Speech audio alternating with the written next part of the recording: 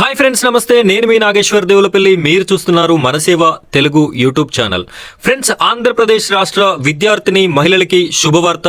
నేను మీకు ఈ వీడియోలో మంచి ఇన్ఫర్మేషన్ ని తీసుకొని రావడం జరిగింది. అదేమిటంటే అంగన్వాడీ నోటిఫికేషన్ ఆంధ్రప్రదేశ్ రాష్ట్రానికి సంబంధించినటువంటిది విడుదలనేది అయ్యింది. అయితే ఈ వీడియోలో ఏ విధంగా ఈ పోస్టులకి అప్లై చేసుకోవాలి, అదేవిధంగా ఈ పోస్టులను అప్లై చేసుకోవడానికి కావలసినటువంటి డాక్యుమెంట్స్ ఏంటి, ఈ పోస్టుల ద్వారా ఎంత జీతం వస్తుంది, ఎంత వయస్సు ఉండాలి అనే పూర్తి ఇన్ఫర్మేషన్ ని నేను మీకు ఈ వీడియోలో అందించడం జరుగుతుంది. వీడియోని ఎక్కడా కూడా స్కిప్ చేయకుండా చివరి వరకు చూడండి. అదేవిధంగా మొదటిసారిగా మన ఛానల్ని చూస్తున్న ప్రతి ఒక్కరూ ఈ వీడియోకి ఒక లైక్ చేయండి. అలాగే మన ఛానల్ని సబ్స్క్రైబ్ చేసుకోండి. పక్కనున్నటువంటి బెల్ ఐకాన్ పైన ట్యాప్ చేసి ఆల్ అని సెలెక్ట్ చేసుకోండి. మీరు ఇలా చేయడం వల్ల నేను పెట్టేటటువంటి అంగన్వాడీ లేటెస్ట్ ఇన్ఫర్మేషన్ వీడియోస్ అన్నీ కూడా మీ వరకు రావడం జరుగుతుంది. కాబట్టి ప్రతి ఒక్కరు కూడా మన ఛానల్ని సబ్స్క్రైబ్ చేసుకొని సపోర్ట్ చేస్తారని మనస్ఫూర్తిగా కోరుకుంటున్నాను.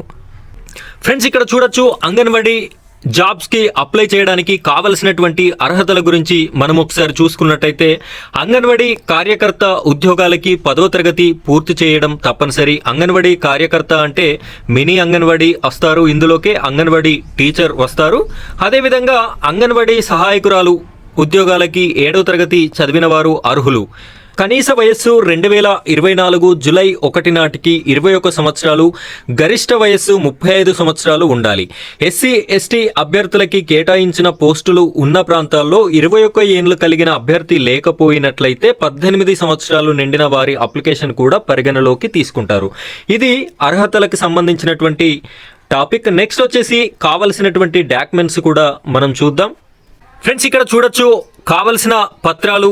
ఒకటి, బర్త్ సర్టిఫికెట్ అనేది ఉండాలి. రెండవది 10వ తరగతి మెమో ఉండాలి. మూడవది కుల ధృవీకరణ పత్రం ఉండాలి. 4, స్థానిక నివాస ధృవీకరణ పత్రం ఉండాలి. ఇవి మీ సేవలో తీసుకున్నవే ఉండాలి.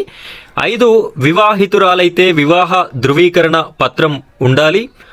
6, ఇంతకుముందు పనిచేసినటువంటి అనుభవం ఏమైనా ఉంటే అనుభవ పత్రం ఉండాలి. 7, దివ్యాంగురాలైతే దానికి సంబంధించిన సర్టిఫికెట్ ఉండాలి. వితంతువులైతే భర్త మరణ ధృవీకరణ పత్రం ఉండాలి. ఈ 8 డాక్యుమెంట్స్ అనేది ఇందులో మీకు ఏవైతే ఉంటే అవి తీసి పెట్టుకోవాల్సి ఉంటుంది. ఈ యొక్క జాబ్స్ని అప్లై చేసుకోవడానికి ఈ డాక్యుమెంట్స్ అయితే కంపల్సరీ ఉండాలి. ఇక దీనికి విచ్చేటటువంటి జీతభత్యాల గురించి ఒకసారి చూసుకున్నట్టయితే, అంగన్వాడీ కార్యకర్తకి ₹11,500, అంగన్వాడీ సహాయకులకి ₹7,000 జీతం ఉంటుంది.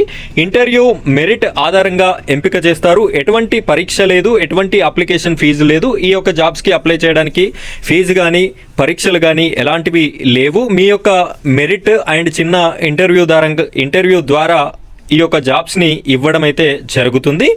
అభ్యర్థి ఎవరైతే అప్లై చేస్తారో వారే స్వయంగా వెళ్ళి సంబంధిత సిడిపిఓ కార్యాలయాల్లో తమ అప్లికేషన్ అందజేయాలి.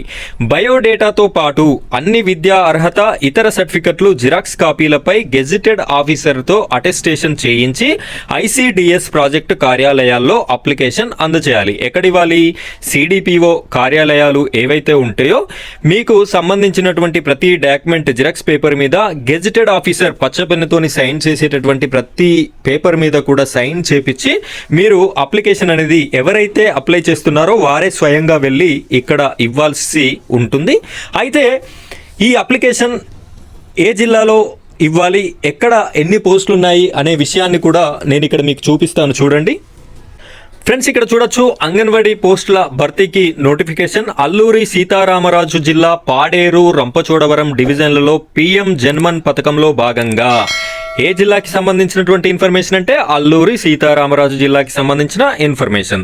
ఇలాగే ఆంధ్రప్రదేశ్ మరియు తెలంగాణ రాష్ట్రంలోని ప్రతి జిల్లా ఇన్ఫర్మేషన్ మీకు కావాలి అనుకుంటే మీరు ఈ వీడియోకి లైక్ చేయండి. ఆ తర్వాత కామెంట్ సెక్షన్లో మీ జిల్లా పేరుని కామెంట్ చేయండి.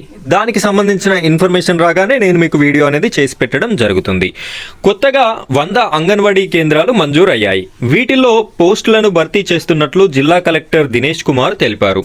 పాడేరు రెవెన్యూ డివిజన్లో 11 మండలాలు, రంపచోడవరంలో డివిజన్లో 11 మండలాల్లో ఈ పోస్టులు ఉన్నాయి. స్థానికంగా నివాసిస్తున్న వివాహిత మహిళలు మాత్రమే అర్హులు.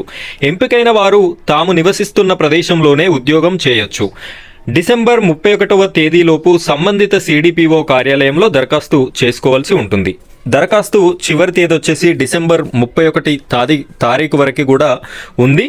ఈరోజు తేదీ 21, అంటే ఇంకా 10 రోజుల సమయం అయితే ఉంది మీరు అప్లై చేసుకోవడానికి. పూర్తి వివరాలు కావాలి అనుకుంటే అభ్యర్థులు శిశు సంక్షేమ కార్యాలయాల్లో సంప్రదించాలి. అందులో రిజర్వేషన్, అర్హతల వంటి అన్ని వివరాలు ఉంటాయని కలెక్టర్ దినేష్ కుమార్ తెలిపారు.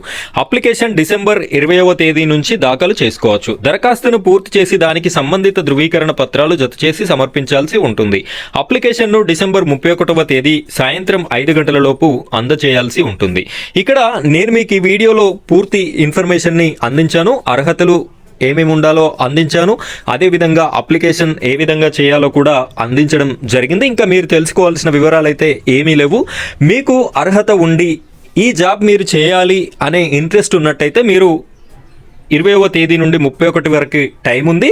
కావలసిన వాళ్ళు మీరు అప్లై చేసుకొని ఈ జాబ్ని పొందేటటువంటి అవకాశం కూడా ఉంది. ఇది ఇవాల్టి వీడియో. ఈ వీడియో మీకు ఉపయోగపడుతుందని నేను భావిస్తున్నాను. నిజంగా మీకు యూజ్ అయినట్టయితే ప్రతి ఒక్కరు కూడా వీడియోకి లైక్ చేయండి. అదేవిధంగా మీ యొక్క అభిప్రాయాన్ని కామెంట్ చేయండి. Thank you friends, thank you very much.